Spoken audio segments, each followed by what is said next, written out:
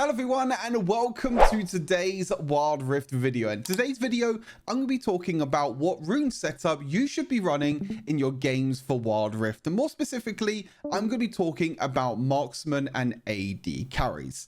Now for this role, there are really two different rune setups that you can run. You can run precision as your main tree with resolve as your second tree. Or you just flip it. You put resolve as your main tree and precision as your secondary tree. And this is one of the games that I wanted to test out, resolve as the main tree and then precision as the secondary tree. So what you usually do for your resolve tree, you run nullifying orb, bone plating, and either overgrowth and perseverance.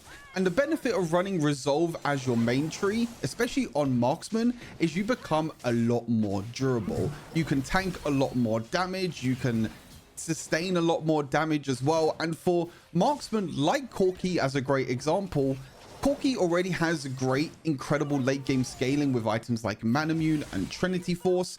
The third ability, now being able to shred armor as well as mag resist, already helps you a bunch with bonus damage. So sometimes you actually don't need the extra bonuses from the precision tree to deal enough damage. Now, if you do hear Discord sounds, don't worry, it's not you, it's me. Unfortunately, I had Discord sounds in this game. I'm not too sure why. This is one of the games that I was playing off stream in Legendary Queue. But yeah, in terms of resolve tree, I think it probably is Corki's best rune setup right now. And then for the secondary tree, it kind of depends. I would take brutal 99% of the time because that extra auto attack damage in the early game when you're taking trades and even in the late game as well can definitely be a big benefit. Because with Corki, you are auto attacking a lot more than what you did before. You can see here that the survivability is definitely helping me out.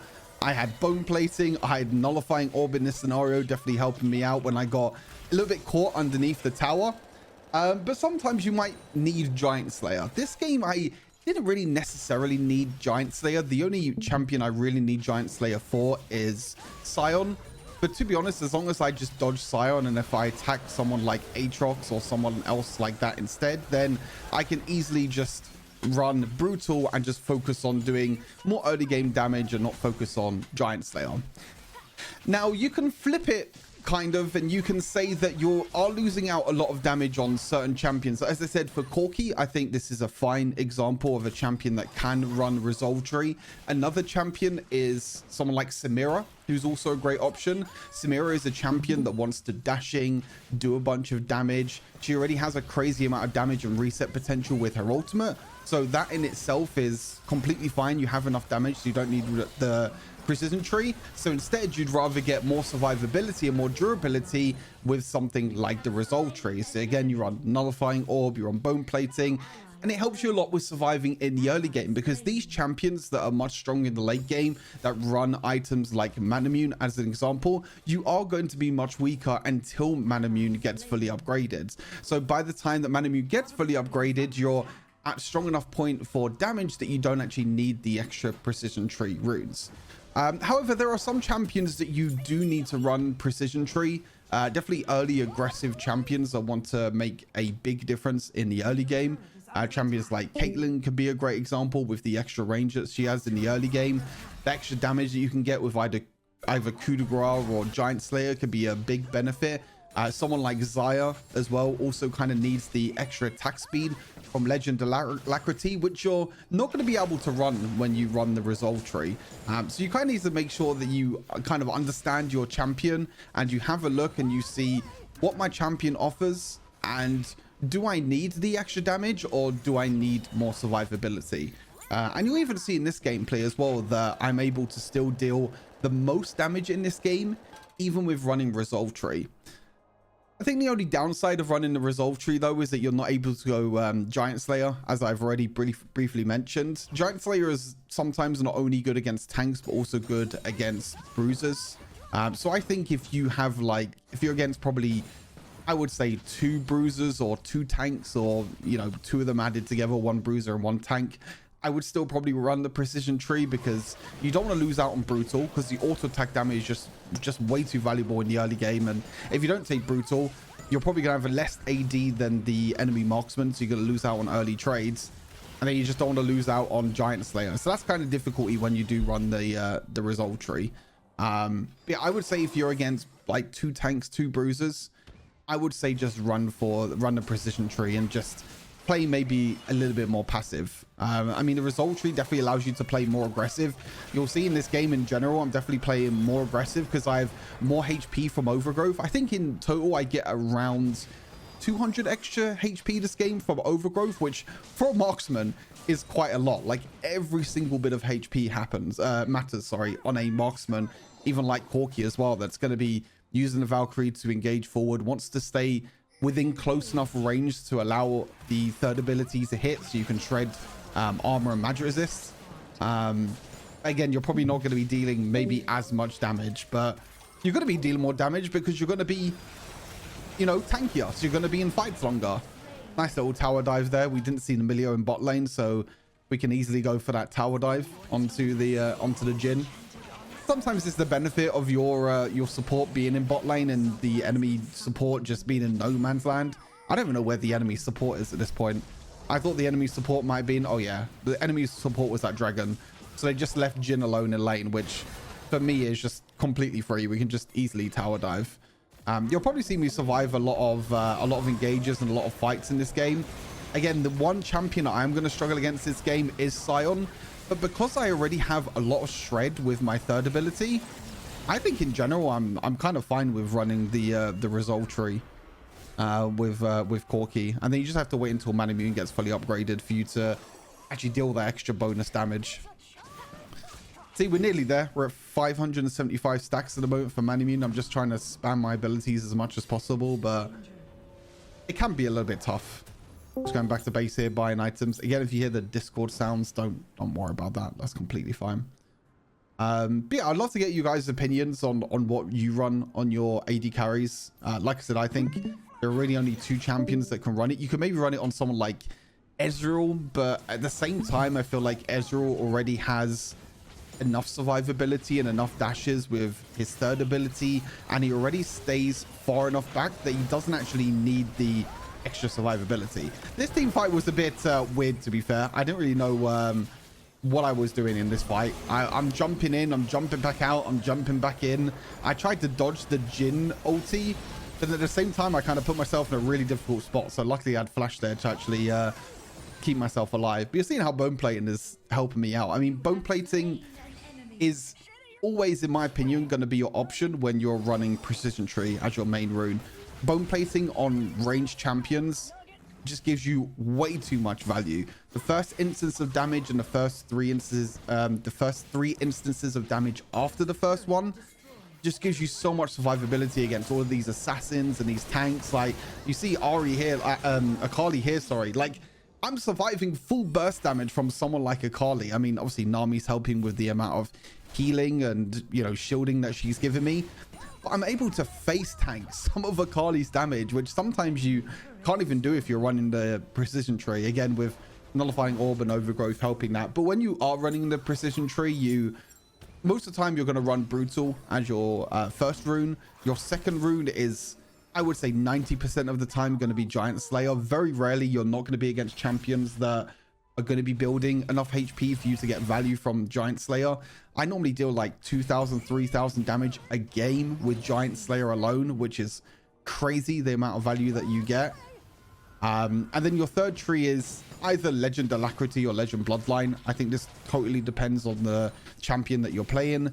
Are you building more attack speed? Do you need to play more attack speed? You know, maybe you're running an on-hit build with someone like Kai'Sa and Ashe that needs as much attack speed as possible to kind of help you benefit from the items. Or maybe you need that little bit more survivability. Maybe you need things like Legend Bloodline to give you more healing.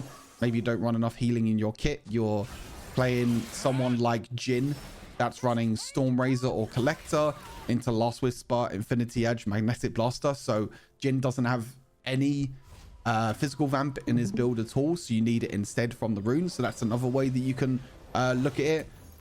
That's normally what you're running most of the time with the precision tree. And then your secondary rune, as I said, is always going to be the resolve tree, is always going to be bone plating, just to help you again with that survivability against assassins and everyone else, which is quite nice. I think this game I limit tested quite a lot. I'll be totally honest with you. Like, there are some interesting decisions I made this game. Very interesting decisions. And this is one of them that was really, really bad. I should have been with my team. I should have been on the bottom side of the map here, helping my team. I ran through mid lane to make sure the enemy team couldn't take the mid lane tower. And I just make a decision here to go for the mid lane. So in this scenario, this is all about when your decision making really comes in handy. In this scenario, I knew that I couldn't make an impact from bot lane. So instead, I go mid and I take a mid lane tier 2 tower instead. I kind of want to go back and talk about that again, because that's actually a pretty interesting point. This in itself is a mistake. I mean, with marksmen, as I've said in previous videos, you always want to run to the mid lane after you take bot lane tower, because you want to try and defend the mid lane tower and get an advantage.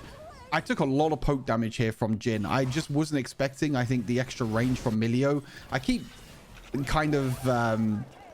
I guess disregarding Milio's range and how much range you actually get. But you see in this scenario, right? So if you look at this scenario, you see that my team are basically getting towered over in the bot lane. There are 4-5 enemy members in the bot lane. Volibear is split pushing. So even if I try and rotate to bot lane here, I'm not going to be able to make any difference at all. I'm not going to be able to make any impact. Volibear's not here. He doesn't have TP, so he can't join into the fight or do anything. So in this decision, instead of rotating and helping my team, instead I'm like, okay, I have a mid lane wave here. I can just quickly take mid lane tower, and this is just going to give us an extra bit of gold. You see, I was deciding, I was like, should I go bot lane, should I go mid? But I was like, yeah, the fight's already over bot lane. There's nothing we can do. We lose 2 kills, but Volibear takes the top tower and I take a mid lane tier 2 tower. So overall, in terms of gold, we're actually up on the enemy team for gold, because we get top tier 2 and we get mid tier 2 tower. You can see I'm trying to just take the jungle camps as well. Every time that you take a tower, or you try and, you know, take an inhibitor tower, you're looking to invade, always take your enemy jungle camp, because especially after the changes that happened to jungle camps in general, it's a lot better now to invade, so then the enemy jungle can't farm as much and can't get as much gold. So that's a little nice decision that I made in the end there. Again, the initial decision of my positioning was really bad, but I was able to come back from that, and I was able to make a correct decision in the end and try and help out my team get a little bit of global gold. Like I said, I mean, in terms of gold that they got for kills, I think you get like, what's the average that you get on kills now? I can't even remember. I think it's like 250 or something like that, or 200 that you get on kills. I can't remember what it is exactly. I was able to kill the Aatrox there, which is quite nice. But then towers, you get a lot of global golds. Like, we got top lane tower and we got bot lane tower as well. So the amount of global gold that we get was probably added up to more than the gold that the enemy team was able to get really from the kills in the bot lane. So you can see how we're playing quite aggressive in this game now, because we're already ahead. We've taken the mid tier 2 tower, we've taken the top tier 2 tower, so now we're just looking to invade and trying to steal as many jungle camps as possible and play towards this dragon. I think this is our 3rd dragon. I actually can't remember how many dragons we're on. I don't know if we're on 1 and they're on 1, or if we're on 2. I can't actually remember.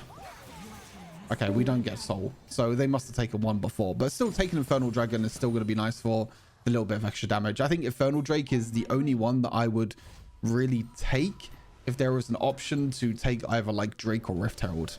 I would still take Rift Herald most of the time, but Infernal Drake for the extra bit of damage is still quite nice.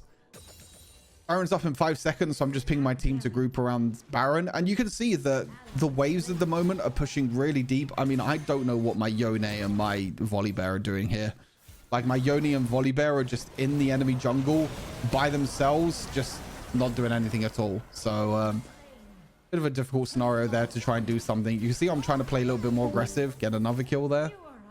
My damage at this point, and this is what I mean by Corki, right, is that even without the precision tree, I nearly have 3 items and I'm doing a crazy amount of damage. But we could have easily taken Baron there. The problem was that Yone and Volibear was in the enemy jungle without any backup. Like, all of us were back in base and we were resetting, spending our money as well. So bit of a mistake there from the Volibear and the Yone, but I mean, in general, it's still fine. We're still far ahead, but it's just a bit annoying that we couldn't take the Baron there, because we could have definitely excelled the lead quite a bit. Sion trying his best to take this mid lane tower, but yeah, he has to use his ultimate to get away. So you can see here that I'm just trying to like get vision. I'm trying to ping towards the Baron because this is the objective that we really need right now. If we group as 5, we can easily take this Baron because we know the Scion is split pushing. So we can either try and force a fight, or we can try and do something with Baron. You know, either try and flip it and pray that we get it, which is normally not the best idea. Or we can just try and force them to engage, and then hopefully they'll make a mistake. But to be honest, we're fine here. We've actually not started Baron. We can see Yone split pushing bot lane. So you can see we're making the decision to not start Baron because we know Yone is bot lane. As soon as multiple enemy champions show bot lane, look, you see my pings instantly. I see Akali bot lane, and I know instantly that we should try and start this Baron because there might be more. And then Akali dies, and then... Yone dies, and yeah, now we're 4 versus 5. If the Yone got a kill there, that would have been great. But now we're in a 4 versus 5 scenario, so now we need to be a little bit careful. Lucky the Scion kind of completely ints. I was able to jump away from the Aatrox. I'm trying to keep as much distance as I can right now against the Aatrox and everyone else. But look at my damage, man. Like, this damage should not be allowed, by the way, with like how much defensive stats I have from my... Like, look at this. Like, my runes, I have full resolve tree runes with just brutal. I don't have giant slayer helping me out with damage, and this is the amount of damage that Corki can deal. It's crazy. But now we've killed their their jungler, and now we can easily start Baron here. Yeah, I mean, if Yone didn't die 1v1 bot lane, it would have been fine. Also, I'm very surprised that they didn't win a 4 versus 5 there. I guess we're just this far ahead. This, I actually make a mistake. I actually remember this. I was hoping that one of my teammates would follow me over the wall and try and stop the Akali, because Akali was... I was worried that Akali would steal Baron. So, excuse me, my idea there is I didn't want to flip the Baron. I just wanted to dash over the wall and stop Akali from jumping into the Baron. Whether that's trying to do enough damage so she can't jump in and she has to back off, or even trying to kill her. I think if I had like a bit of backup and a bit of support from my team, we could have easily just killed Akali and jumped. I could have jumped back into the pit, and then we could have just cleaned off the Baron. Things like that is very risky to try and risk. Like, you're risking a flip where junglers have like 800 damage smite, and at this time of the game, like, Akali might be able to do more damage with her second part of her ulti than junglers can do with smite. That's how crazy the damage that these assassins have in the late game, and also how low damage the junglers have in terms of smite. But Baron buff secured anyway. I got a death. I mean, I guess that's bound to happen. You're still hearing Discord noises. Hopefully that should be fixed for next time. But you can see here, I'm just trying to look to invade. I'm trying to look to take the enemy jungle camps as much as possible. But also I'm trying to pushing this top lane tower, because I know my team is bot lane right now, so I can be the split pusher, I guess, as the AD carry. It's pointless me being mid at this point of the game. Me being mid lane is completely useless, because I'm not going to be able to, you know, help my team or do anything, or we can't even get anything mid lane because the inhibitor tower is already down. So what's the point? So instead, I push out the top wave. I force the Jhin, sorry, not the Jhin. I force the Scion to go into top lane to defend me, and then I actually use the teleport to rotate to bot lane and get an advantage. And then we're in the 4 versus 5. Then portals, if you can use them to your advantage, is absolutely huge. Like, I'm gonna show you again here. So, like I said, always walk mid lane as an AD carry. That's always the way you want to go. But as soon as this mid lane tower goes, I know straight away, look, I'm pinging top lane and we want to try and push bot lane. Yone is bot lane pushing bot wave. That's completely fine. So my goal here is to try and push out this top lane wave. I'm trying to kill the jungle camps at the same time. I see 3 of the enemy champions mid lane because they're trying to defend mid lane tower. So I know I'm not in any danger here. So I would rather rotate top, push this top wave tower, and then try and force multiple members to come top lane, so then they have advantage top lane. I see the Scion come top lane. He's just ulting and trying to clear the wave, trying to stop me. So I'm like, okay, Scion's top lane. I'm pinging on my way, and we're basically in a 4 versus 5. So I want to dash forward here, and I want to force a fight. And even though Yone died, unfortunately, so it's a 4 versus 4 now. But still, like, they already used so many of their abilities to try and stop us from, stop the Yone from killing everyone. And then from here, we just end the game. Scion's still pushing top lane.